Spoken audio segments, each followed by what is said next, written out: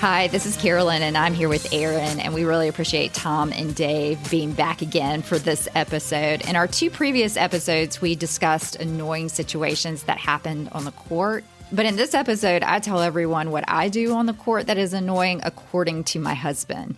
Also at the end, you'll hear from Tom's wife named Kirsten, who also plays tennis and had a story to add. So here it is.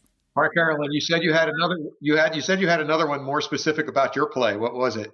Oh yeah, what do you do that's annoying? So a lot of times when it's hot outside between the first and second set, win or lose, I go to the bathroom. And a lot of times I change clothes. And my husband watched me play one time, and I lost the first set, and I went to the bathroom and I changed my clothes. And I went as fast as I could, but it takes a while, you're all sticky and sweaty, yeah. And everything like that. And after the match, he said, "Hey, you're taking way too long. Like, they probably think it's strategy." And it's really not strategy for me. It's just hot outside and I'm changing clothes. And so I've played with both Dave and Tom. I don't think I did it with Dave because I think at that point, my husband had already said like, "Hey, your opponents probably think it's some sort of strategy." But with Tom, I did it. Did you notice that? Did you think it was strange? I did not, but I will tell you in a match, as soon as a woman says I got to go to the bathroom, I check out, right? I don't really want any detail about it. That's funny. How about you, Aaron? Does that bother you? Like when either your opponent or anyone does that? It doesn't bother me with you because I know you do it and I'm used to it. And I think we've played before too, where I say she needed to go to the restroom or she's going to change. And if you say it to someone, it's kind of one of those things. Like if they understand, if the expectation is set, then they're like, "Oh, okay, no big deal." But if someone just disappears, maybe it's different in singles unless you say like, "I'm going to change" and make an announcement. Not that it's anybody's business, but I have felt like when I go to other, our bathrooms aren't super close at our club compared to our courts, but there are some where they're even a little bit further away. But I have felt like at other clubs in our area, players will take long bathroom breaks between sets, especially if they, probably 90% of the time, if they've lost that first set, whether they're just taking a walk to think about it, whether they're sneaking off to talk to a pro, which I don't know how many people actually do that. I don't even care, to tell you the truth. Some people do, and they want to follow them, because I actually think coaching should be allowed in adult rec tennis. But so I don't know. It bothers me sometimes because we are on a time crunch in a sense of like, we can't be out there all day. It's adult rec tennis. We usually have an hour or two, hour and a half or two. You can't just go leisurely walking off for 15 minutes to take a bathroom break. But and if it's really hot, you're leaving the other people out there in the sun to bake a little for a long time. But I don't know if I've ever been in a men's match where a guy left the court to go to the bathroom. I have. I was in a doubles matches many years ago, and we're winning. And one of the opponents from another club, we're at the home match, and he says, "Oh, I'm really sorry." And he runs off like we've got a serious problem. But we're not talking like 5 minutes. We're not talking 10. It was more than 20. That's forever when you're just sitting there waiting. Yes. And I think they came back after we were winning and it changed the momentum of, all that. And so that's the shame of the whole thing is you've got momentum and rhythm. It's working. And then it's like starting over. So the exact same thing happened to Carol and I this summer where we had lost the first set, but we're up significantly in the second, and our opponents had a stomach issue, and she went to the bathroom for 20 minutes, right, Carolyn? It was a long time. And darn, did they not come back? Did she not walk back on the court? And then they got us to like a set tiebreaker. And then, of course, we had to do a match tiebreaker. But it completely changed the momentum. And she was gone.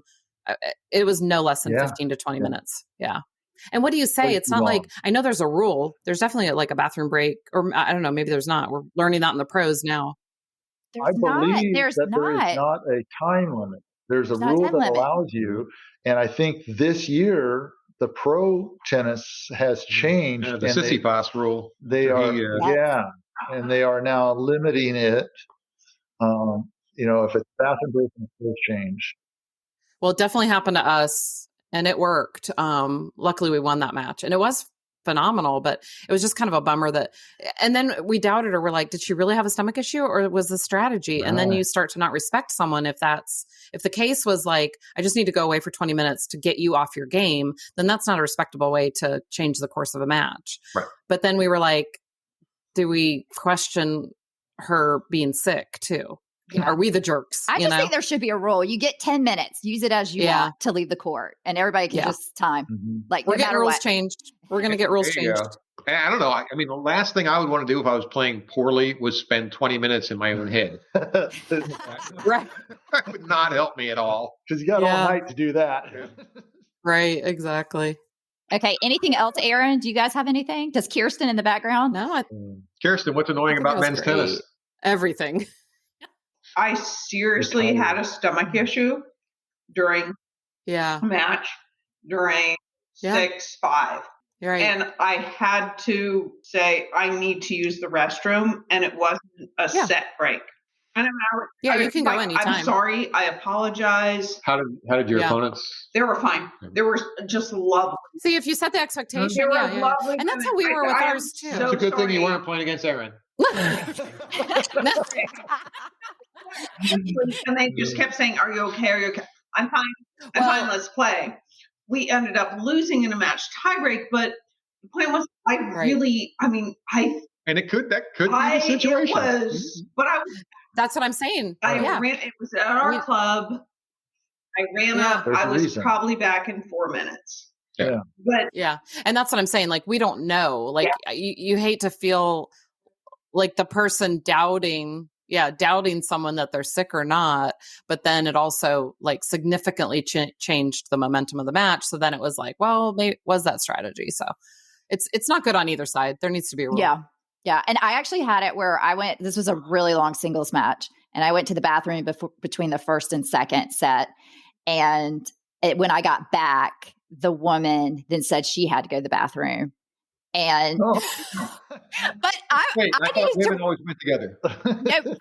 She out-strategied you. She did, but I was like, that's great because I need to rest. Like, I was thinking in my mind, like, I ran around so I'd be back in time, and you're gonna. Yeah, I was like, great. I need to sit down and rest. Maybe we need that strategy. If we lose the first set, we just. I'll go. You go, then when you get back, I'll go. 20 minutes each. Thanks again to Dave and Tom. I really believe there should be some sort of rule regarding the amount of time you can be off the court to go to the bathroom or change clothes or do whatever you need to do. I mean, no one in a basketball game is ever getting upset because someone went to the bathroom. But let us know what you think. You can message us on our website, which is secondservepodcast.com. You can also listen to our 2 previous episodes regarding annoying situations on the court. Thanks so much for listening, and hope to see you on the court soon.